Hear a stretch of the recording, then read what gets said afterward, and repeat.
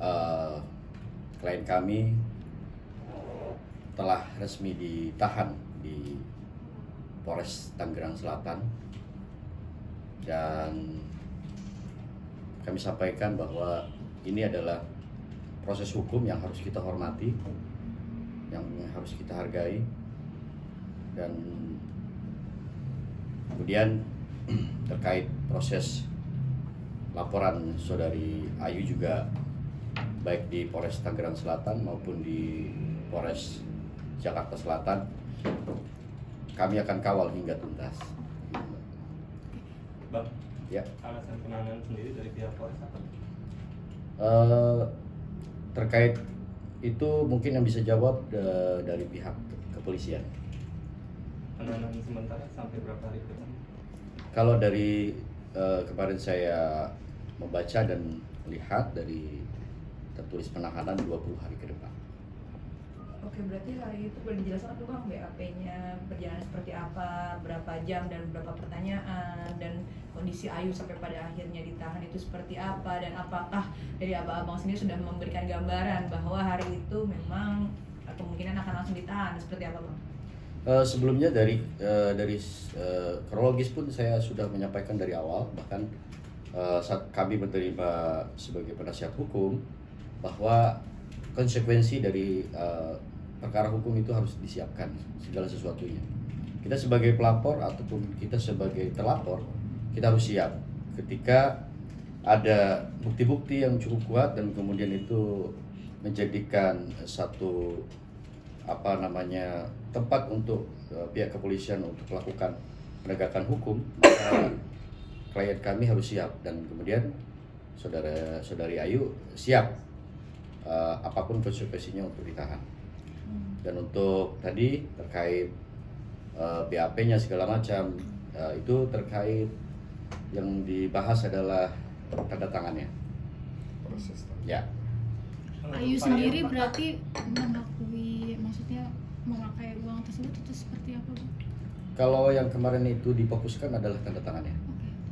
Jadi saya lihat dari BAP-nya itu terkait tanda tangannya.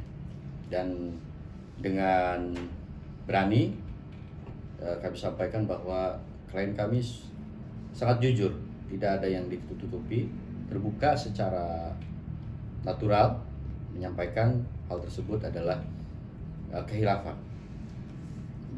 Reaksi Ayu sendiri ketika diberitahu kalau harus ditahan seperti apa, Bang? Sudah siap.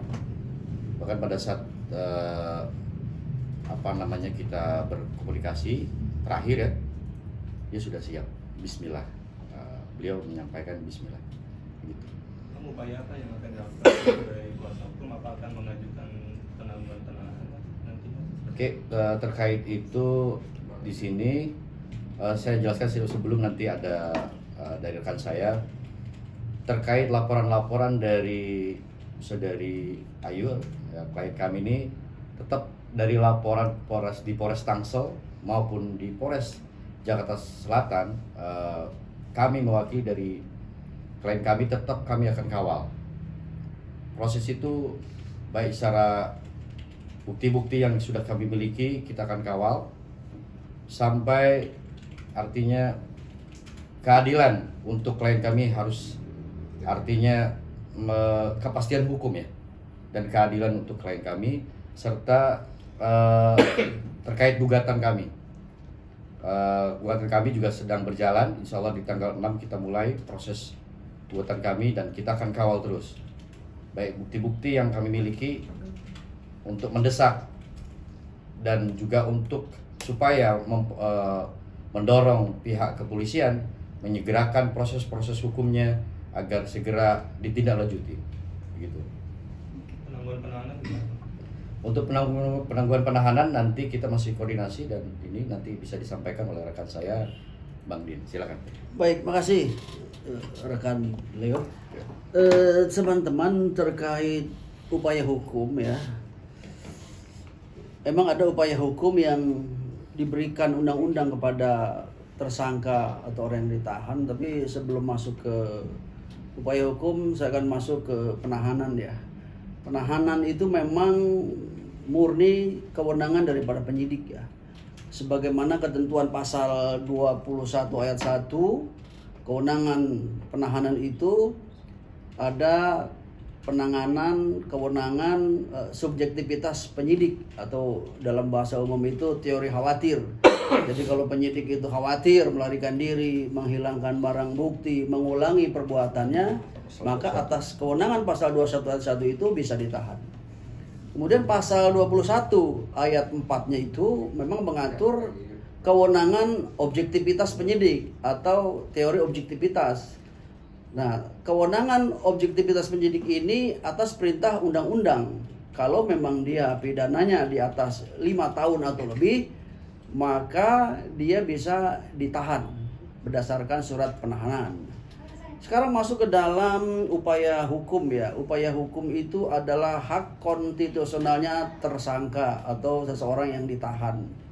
Sebagaimana pasal 3 ya, pasal 31 ayat 2 KUHP itu ada yang namanya penangguhan penahanan. Itu haknya daripada tersangka atau orang yang ditahan.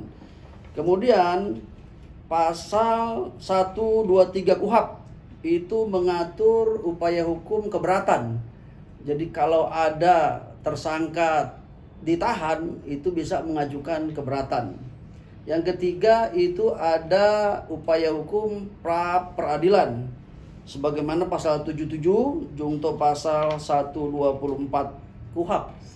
Tapi kita merucut kepada upaya hukum yang sudah kita analisa berdasarkan fakta dan bukti-bukti hukum yang kita pegang, itu sepertinya kita akan melaksanakan upaya hukum keberatan dengan didasarkan kita sudah mengajukan gugatan keperdataan kepada Pengadilan Negeri Tangerang. Atas dasar itu kemudian ada rujukan yuridisnya adalah keputusan Mahkamah Agung, kemudian ada surat edaran Mahkamah Agung, juga ada peraturan Mahkamah Agung nomor 1 tahun 1956, surat edaran Mahkamah Agung nomor 4 tahun 1980, putusan Mahkamah Agung nomor 628 yang menyatakan bahwa ketika ada gugatan perdata, maka proses pidananya harus dihentikan selama putusan perdatanya belum inkrah atau belum final atau belum putus. Maka upaya keberatan itulah yang akan kita ajukan ke depan ya. Upaya kita itu akan mengajukan keberatan kepada penyidik dan atasan penyidik. Saya rasa itu upaya hukum yang kami akan upayakan. Kalau keluarga Ayu sendiri seperti apa? Tanggapannya seperti apa kemarin ketika Ayu harus ditahan di hari itu juga tuh? Kalau keluarga, bahkan Ayunya sendiri dari awal sudah menyampaikan bahwa dia siap menanggung resiko hukumnya, ya, nama baiknya, kehormatannya, tanggung jawab pidananya. Dia siap karena Ayu itu memang sudah menyatakan dan dia bersalah dan hilaf, dan itu resiko hukumnya. Keluarganya pun begitu kita sampaikan, memang karena ini delik pidana yang di Tangerang itu kan pasal 263 terkait pemalsuan surat. Maka itu pemalsuan surat itulah yang mungkin akan dimasukkan delik pidananya oleh Tangerang Selatan. Kalau terkait penggelapan dalam jabatan 374 372 ini kan harus ada yang namanya auditor eksternal, karena ini kita bicara korporasi, bicara badan hukum, nilai kerugiannya harus firm, harus jelas. Maka itu yang masuk memang diupayakan sama penyidik itu pasal 263 tentang pemalsuan surat. Intinya keluarganya sudah kita kasih pemahaman resiko hukumnya semua secara komprehensif ya.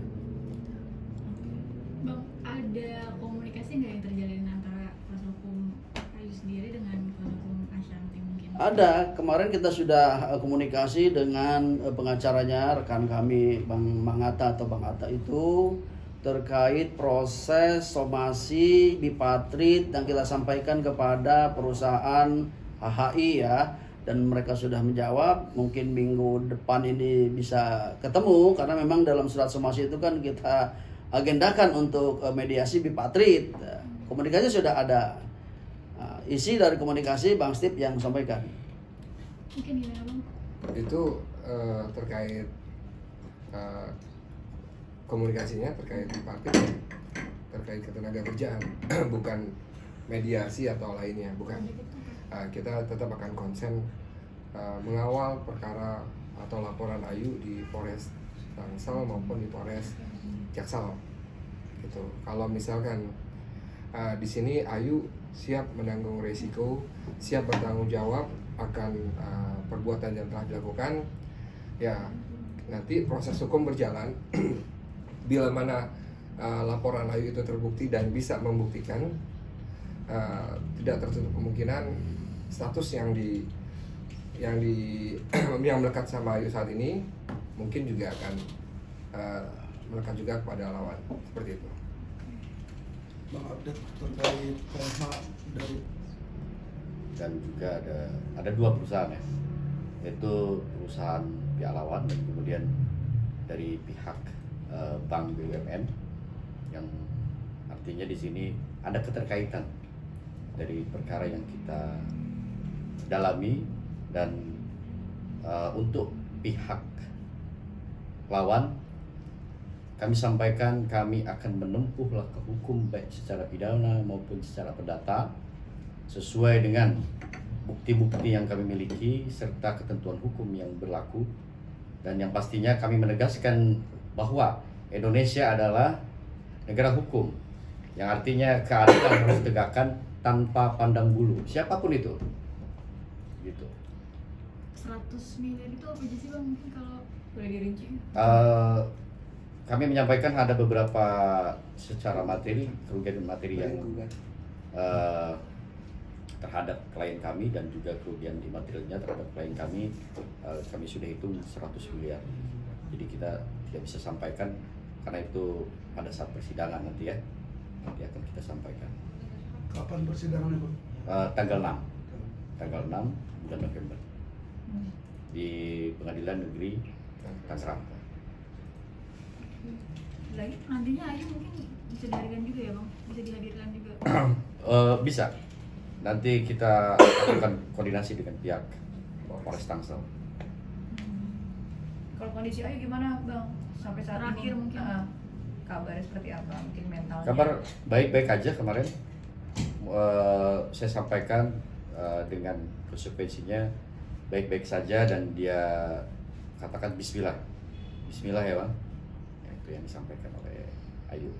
Cuman dia titip pesan, tolong kawal semua laporan dia yang sedang berjalan, dan agenda saksi itu untuk di Polres Selatan hari Senin jam 10 itu terkait laporan illegal access, yang mana illegal access sendiri kami coba lakukan WhatsApp ke nomor Ayu yang lama, namun ternyata WhatsApp tersebut diduga sudah terhapus. Ya kalau bisa kita bilang seperti ini, handphone Ayu sedang dalam penguasaan mereka. Di situ ada WhatsApp-nya Ayu, yang mana di WhatsApp tersebut banyak bukti-bukti yang Ayu miliki. Dan kemudian ada satu lagi, dari pihak mereka pun mengakui bahwa barang-barangnya Ayu mereka kuasai. Itu ada pengakuan dari Ya. mereka. Ada di beberapa media ya, mereka mengakui dan menguasai barang-barang klien kami. Saksinya siapa, Bang, untuk hari ini? Orang tua Ayu. Oke. Ya, kedua orang tua Ayu besok hadir datang. Berdampak mungkin Ayu kan ada anak ya Bang. Itu seperti apa Bang mungkin? Kita nggak kesana ya. Tapi yang jelas sih sepertinya Ayu sudah mempersiapkan semua, dan dia tegar menghadapi ini. Cuman seperti yang rekan saya sampaikan, negara Indonesia ini negara hukum, itu tidak pandang bulu siapapun dia. Dan jelas kami akan makin concern mengawal pelaporan Ayu di Polres atau di pelaporan yang tempat Ayu buka gitu. Dan itu gimana? Ya, terima kasih. Berarti ada berapa laporan? Ada 3 laporan. 3 laporan. 3 laporan. Oke.